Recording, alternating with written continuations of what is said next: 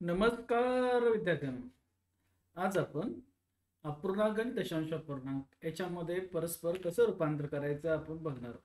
हा नवोदयाच्या दृष्टिकोनातून खूप महत्त्वाचा टॉपिक आहे. दरवर्षी याच्यावर क्वेश्चन विचारला जातो. तर याच्यामध्ये आपण बघणार आहे दशांश अपूर्णांकाचे पहिल्यांदा कसे रूपांतर करू अपूर्णांकाचे दशांश अपूर्णांक. आता अपूर्णांकाचे दशांश अपूर्णांक रूपांतर करत असताना म्हणजे नेमकं काय आता इथं समजा आपण 2/10 घेतलं, तर याचा अर्थ काय असतोय की 2 हे अंश आहे. या अंशाला आपण काय करतो, छेदानं भागायचं असते. बघा, अंशाला जर छेदानं भागलं तर डायरेक्टली तुम्हाला काय मिळणार, दशांश अपूर्णांक आपल्याला मिळतो. हे लक्षात ठेवा. म्हणजे दशांश अपूर्णांक म्हणजे वेगळी गोष्टी कोणती नसून तर या अंशाला छेदानं भागणे म्हणजेच काय असते, दशांश अपूर्णांक असते.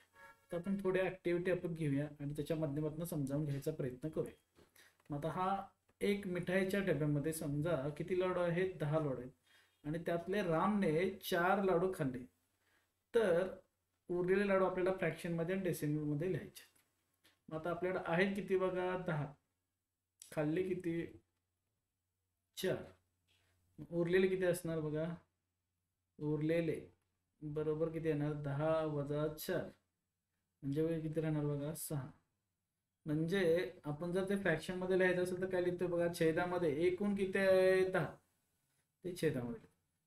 उरलेले लाडू किती आहेत, 6. मग आपल्याला 6/10 हे झालं आपलं फ्रॅक्शनमध्ये किंवा आपण अपूर्णांकामध्ये लिहिलं.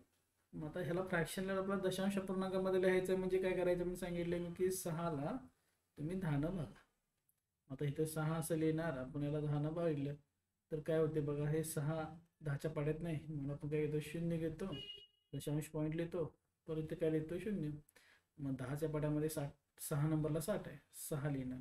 मग 60 वजा करा, किती येणार बघा, 0. बाकी 0 आली. मग ह्याचा अर्थ काय आला बघा, याचं उत्तर आलं आपलं 0.6. लक्षात आलं. म्हणजे हा फ्रॅक्शन काय झाला आपला, 6 0.6 0.6. मग आपण जर हे 7/100 जर घेतलं तर कसं लिहिणार बघा, तर 7ला 100नं भागणार. आता हे भागाकार प्रत्येक वेळी करून घ्यायची गरज नाही, त्यासाठी एक मी तुम्हाला शॉर्टकट सांगतो. मग वरचा अंक किती आहे बघा, पहिल्यांदा 7, तर 7 लिहा. खाली एकावर किती शून्य आहेत बघा, 1 2 2 शून्य आहेत. मग 2 अंक तुम्हाला काय करायचं आहे, राईट साईडनं लेफ्ट साईडला यायचं. राईट साईड म्हणजे काय, ह्या साईडनं ह्या साईडला यायचं. पहिला एक अंक आहे, दुसरा अंक नसेल तर काय करा, आता 0 लिहा. आणि मग त्याच्यानंतर बघा 1 जिथं येतात इथं पुढे 1 लिहायचं नाही, 1च्या ठिकाणी काय लिहायचं, दशांश चिन्ह लिहायचं आणि मग पुढे लिहायचं 0. म्हणजे ह्याचं उत्तर किती आलं आपलं भागाकारचं, 0.07 हे आपलं उत्तर आहे. पुढं बघूया आपण. समजा 1 मीटर लांबीची पट्टी आहे, त्यातलं 30 सेंटीमीटर मोजलं तर किती भाग आपण मोजला, हे आपल्याला दशांश अपूर्णांकामध्ये काढायचं आहे किंवा आपल्याला काढायचं आहे. तर मी काय करणार प्रकार ह्याचा अपूर्णांकामध्ये लिहूया. म्हणजे किती आहे बघा, किती भाग मोजला आहे. आता 1 मीटर म्हणजे किती असते तुम्ही माहिती आहे तुम्हाला, किती असते 1 मीटर म्हणजे 100 सेंटीमीटर असते बघा. इथं लिहिले बघा, 1 मीटरची पट्टी आहे तर ते 100 सेंटीमीटर. मग त्यातला किती भाग मोजला आपण, 30. मग 30 वर लिहायचं आवश्यक आणि खाली किती येणार बघा, 100. म्हणजे ह्याचा अर्थ काय, 30ला आपण काय करा, 100नं भागा. मग 30 इथं लिहा, भागिले आपण 100 घेऊया. मग पहिला अंक उतरून घेतो, लहान आहे, मग पुढचा अंक उतरून घेतो, 30 झाला. मग आता ह्याच्यात तरी दोन्ही अंक उतरून घेऊन लहान झाला, मग काय लिहिणार आपण, 0 लिहिणार, पॉईंट लिहिणार आणि मग इथं काय लिहिणार, एक 0. 300 झालं. तर 3 100च्या पड्यामध्ये 3 नंबरला 300. इथनं वजा केलं तर काय होणार बघा, 0 बाकी येणार, म्हणजे भागाकार संपला. ह्याचं उत्तर किती येणार बघा, 0.3 येणार. ठीक आहे. मग आता आपण जर ह्याचं शॉर्टकटनं करायचं म्हटलं तर काय लिहिणार, मी पहिल्यांदा वरचा अंक आहे तसं लिहिणार आणि इथं एकावर किती शून्य आहेत, 1 2. मग 2 अंक सोडून पॉईंट द्यायचा, 1 2, इथं पॉईंट द्यायचा, तिथं 1 आहे तिथं पॉईंट आहे, पुढे 0, 0.30 असं पण आपण लिहू शकतो. तर पुढं आपण बघूया. एका रुपयामध्ये 100 पैसे असतात, तर 25 पैसे असतील, तुमच्याकडे जर 25 पैसे असतील तर त्याचे फ्रॅक्शनमध्ये लिहा. मग आपण पहिल्या फ्रॅक्शनमध्ये एकूण किती पैसे आहेत, 100 आहेत, किती माझ्याकडे किंवा तुमच्याकडे, 25. म्हणजे 25/100 हा झाला आपला अपूर्ण. मग आता ह्याच्यामध्ये काय करायचं, आपल्याला भागाकार करायचा आहे. मग आता मी तुम्हाला सांगितलं सगळं शॉर्टकट की इथं लिहिणार मी काय, 25. किती शून्य आहेत एकावर, 1 2, 2 अंक सोडा, 1 2, उजवीकडून डावीकडे आणि मग इथं एक येते ना, एकच्या ठिकाणी एकला काय समजा दशांश आणि इथं म्हणजे 0.25 येणार. म्हणजे 1 रुपया म्हणजे 25 पैसे म्हणजे किती पैसे असतात आपले?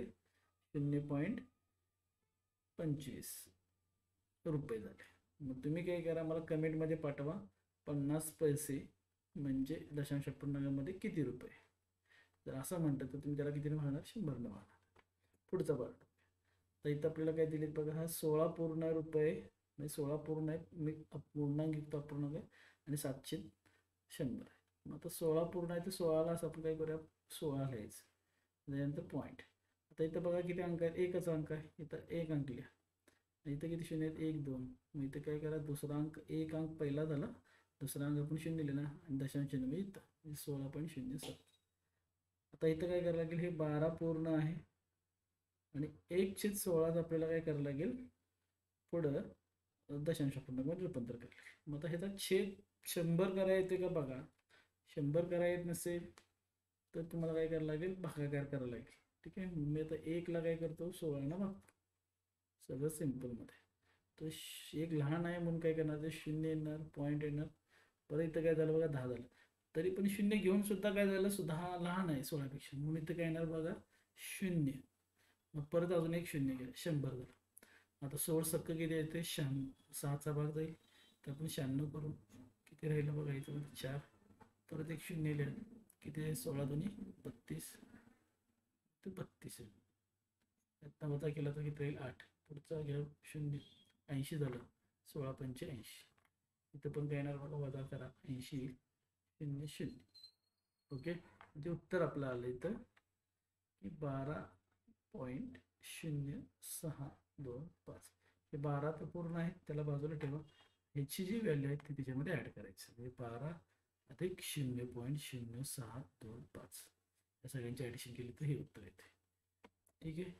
चला आता आपण याच्यामध्ये थोडं पूर्णांकाचे दशांश पूर्णांक तुम्ही करा आणि तुम्ही आपल्या कमेंट्समध्ये, कमेंट बॉक्समध्ये पाठवा. आता ह्याचं किती येणार बघा, 3/10. म्हणजे पहिल्यांदा काय लिहायचं, वरचं 10 जर छेद 100 असेल, 10 असेल, 1000 असेल तर डायरेक्टली उत्तर आपल्याला काढता येतं. हे 3 लिहायचं पहिल्यांदा. ते किती शून्य आहेत, एकावर 10वर एकच शून्य आहे, म्हणून इथं काय लिहिणार मी पॉईंट आणि इथं लिहिलं 0.3. इथं बघा आता किती आहेत, 100 छेद आहे 7, 7 लिहा.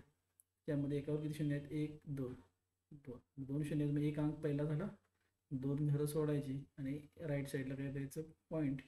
एक म्हणजे पॉईंट आला आणि इथं 0.07. तर 25 आहे, तर पहिला 25 लिहा. एकावर शून्य किती, 1 2, 2 अंक झाले. परत पॉईंट द्या, 0. ठीक आहे.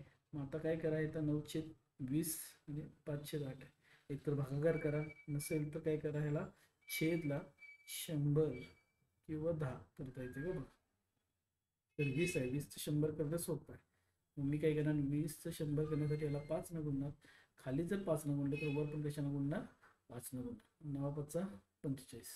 खाली किती येणार बघा, 100. ठीक आहे. मग किती झालं बघा, 45/100. मग 45 लिहिणार, 1 2 2 शून्य आहेत म्हणून काय करणार, राईट साईडने लेफ्ट साईडला यायचं. 1 2 2 घर सोडून तर 1 जिथे येते तिथं काय लिहायचं, पॉईंट. 1 म्हणजे पॉईंट आहे, पुढं 0 म्हणजे 0.45. तर हे 5/8चं तुम्ही काय करा, भागाकार करून करा. 5ला काय करा, 8ने भागा आणि त्याचं जे उत्तर येईल ते इथं लिहा. चला आता आपण पुढचा पार्ट बघूया. तर उलटं करूया की आता दशांश अपूर्णांकाचं पूर्णांक म्हणजे अपूर्णांकामध्ये रूपांतर करायचं. आता इथं बघा, जर पूर्णांक युक्त अपूर्णांक असेल तर 1 पॉईंट दिले तर 5 दिलेले. तर तुम्हाला काय करायचं आहे, हे 1 पूर्ण दिलेलं आहे त्याला 1 पूर्णला पूर्णच लिहा, म्हणजे ह्याचा पूर्णांक युक्त अपूर्णांक होणार. मग इथं 1 लिहिलं. आता इथं जे 0.25 आहे, म्हणजे 1 जर त्यातनं गेलं तर किती राहिलं, 0.25 राहिलं. म्हणजे आपण 1 आणि 0.25 ह्याला पण तसं केलं तर 5 अधिक काय होणार असं बघा, 0.125 असं होईल. मग आता आपल्याला ह्याचं फ्रॅक्शनमध्ये रूपांतर करायचं किंवा अपूर्णांकात रूपांतर करायचं. मग आता इथं काय करा बघा, किती आहे, इथं अंक लिहा. ह्याचा अंक केला तर काय होणार बघा, हे दशांश अपूर्णांक काढला तर 0.25. 0.25लाच आपण काय म्हणतो, 25. मग इथं काय लिहा, डायरेक्टली 25. तर छेद किती लिहायचं, जिथं आता पॉईंट आहे बघा तिथं काय लिहायचं, 1. तिथं पॉईंट लिहायचं आणि ह्याच्या पुढे किती, 1 2 अंक आहेत म्हणून 2 0. म्हणजे 1.25/100 तर ह्याला सिम्प्लिफाय करू शकताय. तर 25 एके 25, 25 चोक 100, म्हणजे आपल्याला पूर्ण 1/1/4 हे आपलं उत्तर येऊ शकते. तर सेम इथं आता 5 पूर्ण आहे, 5ला तसंच ठेवा. तर ह्याचं बघा 125 आहे, याचा अंक लिहिला तर किती होणार बघा 125, दशांश चिन्ह काढलं की. आणि खाली छेदामध्ये काय करायचं, इथनं दशांश चिन्ह आहे ना तिथं 1 लिहा, आणि ह्याच्या पुढे किती अंक आहेत बघा 1 2 3, 3 अंक लिहिणार मी 0. आलं. 125 भागिले किती आलं बघा 1000. ह्या दोघांना भाग देणारी संख्या काढा. 25 भाग जाते, 25 5 1600, 25 चोक 100 म्हणजे किती झालं 40. परत 5 आणि 40ला 5 भाग जाते, 5 एके 5, 5 40. तुम्हाला संक्षिप्त रूप देणं गरजेचं आहे. तर इथं 5 पूर्ण येणार आणि 1/8 हे झालं त्याचं आपण दशांशाचं अपूर्णांकामध्ये रूपांतर केलं. तर हे जरासं थोडे एक्झाम्पल्स आहेत, हे आपण बघूया. त्याच्यामध्ये बघा 0.4 आहे, 0.4 आहे, याचा अंक पहिला तयार करा. अंक काय होणार फक्त 4. ठीक आहे. आता इथं दशांश किती आहे बघा, इथं 1 द्या आणि ह्याच्या पुढं काय लिहायचं की जरा छेद किती येईल 10. मग ह्याला आपण काय करायचं, संक्षिप्त रूप म्हणजे काय करायचं, एका संख्येनं भागा. ह्याला 2 भाग जातो, तुम्ही 2 भाग घालवला तर इथं 2 छेद किती येणार बघा 5. इथं त्याचं उत्तर, ह्याच्या पुढं भाग जाणार नाही म्हणजे तेवढंच. आता इथं बघा ह्या अंक पूर्ण आपण जर दशांश चिन्ह काढून लिहिला तर किती होणार, पहिला 75. मग तिथं दशांश चिन्ह तिथं 1 लिहा आणि त्याच्या पुढे किती अंक आहेत 1 2, 7 आणि 0, 7 आणि 5 साठी 1 आणि 2 शून्य लिहून टाकणार. 1 2 म्हणजे इथं तुम्हाला दशांश चिन्हाच्या 1 लिहायचं आणि किती अंक आहेत 1 2, 2 अंक असेल तर 2 शून्य, 3 अंक पुढे असेल तर 3 शून्य. आता इथं 1 अंक होता म्हणून मी फक्त 10 लिहिला. तर या दोघांना पण भाग झाली संख्या आपल्याला माहिती आहे 25. 25 सगळ्यात महत्त्वाचं पाठ करायचं. 25 त्रिक 75, 25 चोक 100 म्हणजे 304. तर इथं बघा किती अंक आहे 0.2, इथं अंक काय होईल 2, आणि इथं बघा हे पॉईंट आहे तिथं 1 लिहा आणि याच्या पुढे एकच अंक आहे म्हणून काय लिहा 10. म्हणजे 2/10. याला दोघांना पण 2 भाग जाते, दोघांना 2 भाग घालवा, किती होणार बघा 1/5. तसं 1.25. आता 1.25चं पण काय करूया आपण बघा, 1 पूर्ण आहे, 1 बाजूला लिहा.